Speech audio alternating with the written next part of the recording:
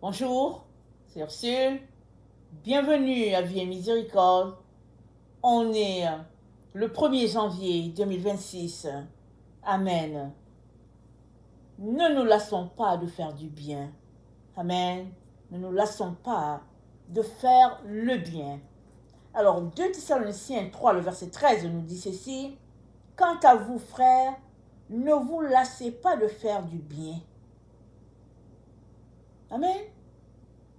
Et quand nous lisons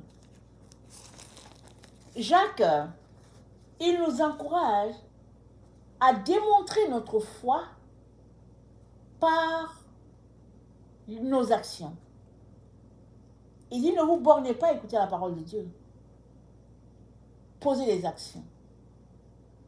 Et la première personne qui nous a appris ça, c'est notre Seigneur Jésus. C'est par les actions que Jésus-Christ a prêchées. Les gens l'ont vu à l'œuvre. En action, ils ont dit, celui-ci, c'est le véritable. Parce qu'il prêche, mais aussi les actions suivent. Voilà pourquoi aujourd'hui le Seigneur nous dit de ne pas nous lasser de faire le bien. Pourquoi? Parce que c'est comme ça que les gens vont venir à la connaissance de notre Seigneur Jésus. Et notre Seigneur nous a dit, si vous avez de l'amour les uns pour les autres, en cela, tous reconnaîtront que vous êtes mes disciples. C'est-à-dire que ce qui nous unit les uns aux autres et à notre Seigneur Jésus, c'est la marche d'amour. Et la marche d'amour, elle n'est pas sans blessure. Amen. Elle n'est pas sans blessure. Mais ce n'est pas parce que tu es blessé à quelque part, que tu subis la détresse à quelque part, que tu vas t'arrêter de faire ce que Dieu attend de toi. Nous sommes appelés à répandre l'évangile à tout prix. Vaille que vaille, peu importe la situation par laquelle nous sommes appelés à passer. Pourquoi? Parce qu'on est dans des temps intenses sur la terre. Et ce temps a commencé depuis que Jésus-Christ est venu. Il dit, le royaume des cieux est venu à vous. Pourquoi? Parce qu'il est venu changer tout ce qui était là, amenant le règne de Dieu sur la terre. Et ce règne de Dieu, n'est-ce pas, ne s'est pas arrêté depuis longtemps. Les apôtres ont été persécutés. Ils ont continué de faire le bien. Jusqu'à ce que l'évangile est venu jusqu'à nous. Même si dans notre temps, c'est difficile. Les gens sont tournés vers la chair. Ils sont tournés vers opposer Dieu. Ils ne veulent rien savoir de ce que le Seigneur attend d'eux. Ils opposent ce que Dieu veut. Ne nous lassons pas de faire le bien. Parce que, en faisant le bien, plusieurs vont voir que, tiens, Jésus-Christ est par là. Parce que nous ne sommes pas sur la terre juste pour nous. Nous sommes pour tout le monde. L'endroit où Dieu nous a placés, nous sommes là pour l'œuvre de Dieu. Il est donc important que là où tu es, que tu puisses donner ta vie à Jésus. Si tu ne l'as pas encore fait, je viens t'inviter à ouvrir ta bouche et à inviter Jésus-Christ, oui, à venir être ton sauveur et ton maître. C'est comme ça que le royaume de Dieu sera pour toi. C'est simple, parce que Jésus-Christ ne va pas se forcer en toi, il ne va pas venir bousculer ta volonté. Mais toi, ouvre la bouche et invite-le et il viendra. Et alors qu'il vient s'installer en toi, il vient avec le Saint-Esprit, il vient avec tout ce qu'il est. Pour t'aider à changer.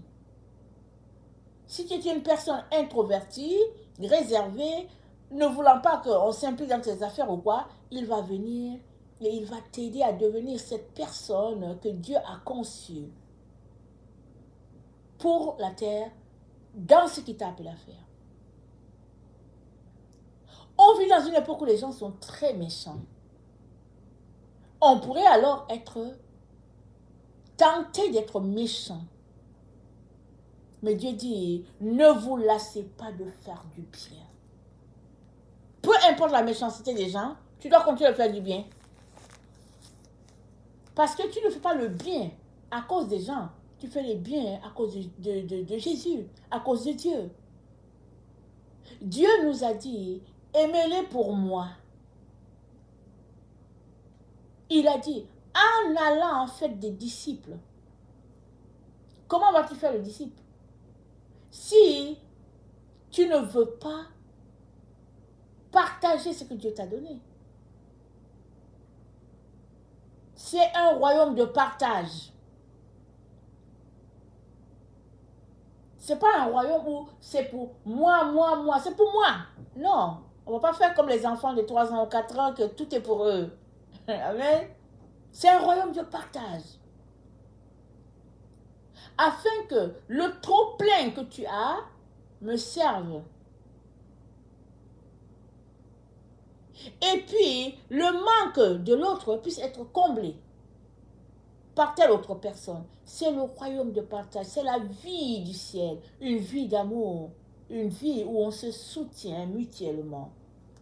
Amen. Luc 6, le verset 45. Luc 6, le verset 45 nous dit ceci.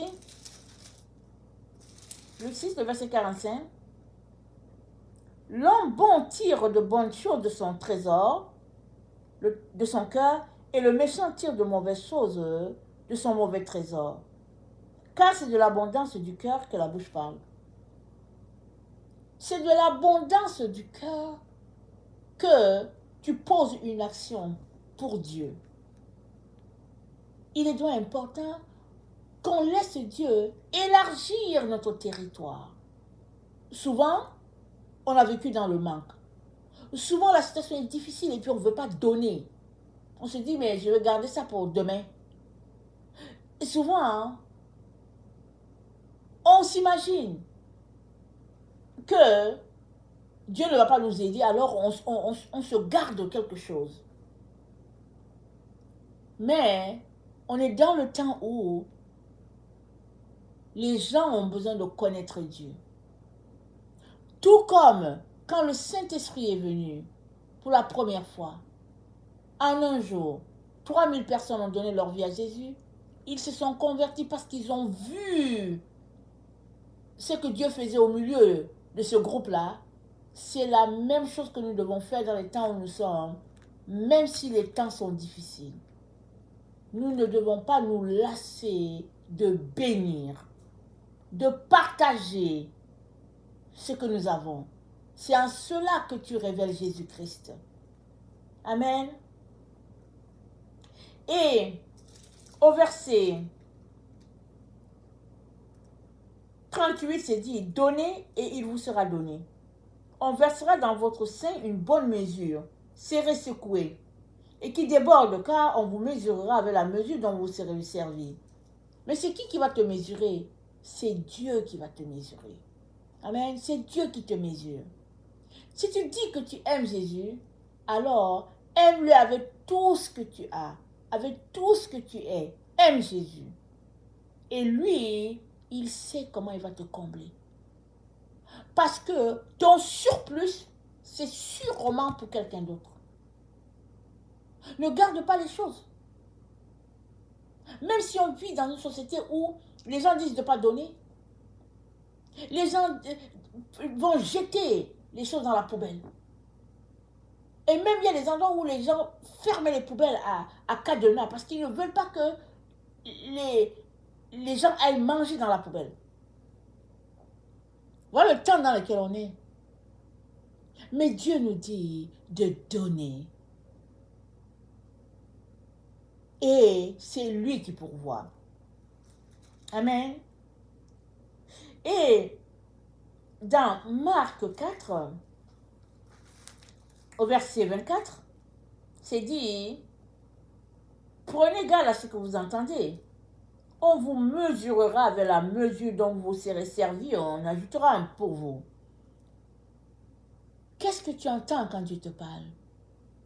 Entends-tu la parole de Dieu ou bien entends-tu la voix du monde? Le monde va te dire, ne donne pas, ne sème pas, n'aide pas. Mais Dieu va te dire, donne, sème, partage. Et ce que tu aimerais que les gens fassent pour toi, fais-le pour eux. En d'autres termes, sois ta propre mesure. Si tu vois quelqu'un dans le besoin et que toi tu aurais aimé que ton besoin soit comblé, fais pareil. Si tu penses que cette personne-là mérite de porter une chaussure, une botte en hiver et la personne n'a pas de bottes, va acheter les bottes que toi tu aimerais porter là. Viens donner ça à la personne.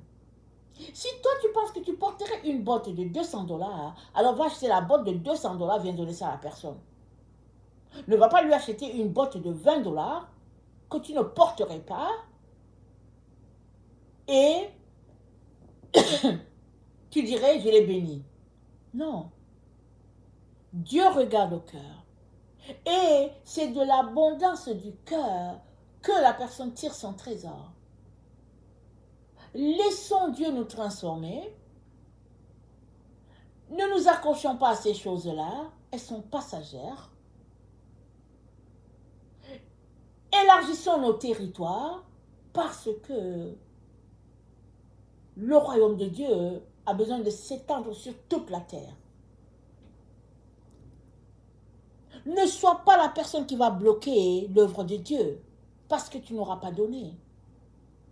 Donne et c'est Jésus-Christ qui est ta récompense. Tu pourras dire oui, mais pourquoi c'est moi? Il vient toujours à ma porte. Elle vient toujours à ma porte. Mais c'est que Dieu a vu que c'est toi qui peux donner. Alors, donne. Amen. Et l'Éternel va te combler. Il va te donner tout ce dont tu as besoin. Et même souvent, c'est lui qui t'éprouve pour savoir jusqu'où tu l'aimes. Pour te donner plus. Il va te tester. Notre époque est une époque tournée vers l'égoïsme, l'avarisme et la destruction gratuite des choses. Mais à nous, Dieu nous demande d'agir différemment. Au lieu de détruire ta semence, invite les pauvres qu'ils ramassent. Ils auront à manger. Amen. Le Seigneur est en train de planter sur la terre un autre type de personnes. Des personnes qui lui ressemblent. Ressemblons à Christ. Et ainsi, le règne de Dieu va se répandre partout. Puisque l'ennemi veut faire le contraire, montrons-lui que Dieu est sur cette terre, ses enfants avec, et étant à l'enfant du Père, fais ce que ton Père ferait. Aime les gens pour Jésus. Amen. Aimons les gens pour Jésus. Jésus n'est pas là physiquement. Dieu n'est pas là physiquement. Toi, tu es là. Alors, aime-les. Amen. En cela, tous connaîtront que nous sommes les disciples de Jésus si nous avons de l'amour les uns pour les autres.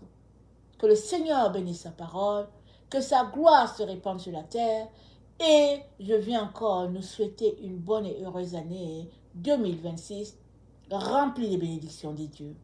Amen et Alléluia. Soyons tous bénis.